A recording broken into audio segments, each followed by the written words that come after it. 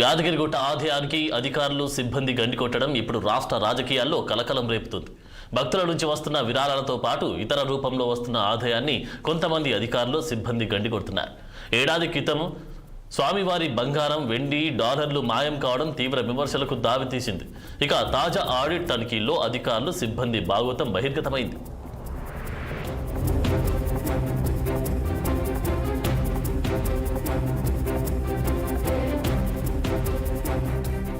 ఇటీవల స్వామివారి లడ్డూ ప్రసాదంలో చింతపండు చోరీ ఘటన మరొక ముందే తాజాగా ప్రచార శాఖలో విక్రయించే బంగారం, వెండి, డాలర్లు మాయమయ్యాయి.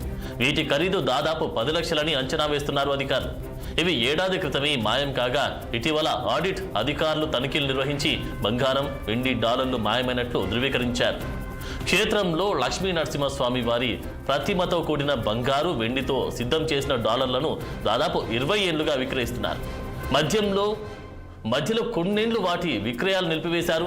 వీటి విక్రయాలను తిరిగి ప్రారంభించింది. అప్పటి నుంచి ఈవో పర్యవేక్షణలో దేవస్థాన ఏఈఓ ఆధీనంలో కొనసాగే ప్రచార శాఖలో భద్రపరిచి విక్రయాలు సాగిస్తున్నారు.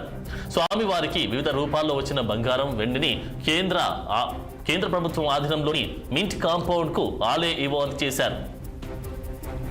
ఇందులో 200 బంగారు డాలర్లు, 1000 వెండి డాలర్లు సిద్ధం చేసిన తర్వాత ఈవో పర్యవేక్షణలో ఉంటాయి.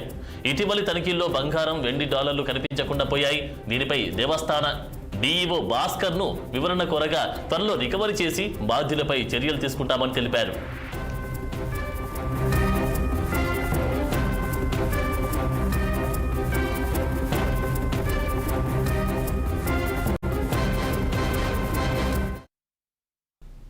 మహాత్మా గాంధీ ఉపాధి హామీ చట్టం పరిరక్షణ లక్ష్యంతో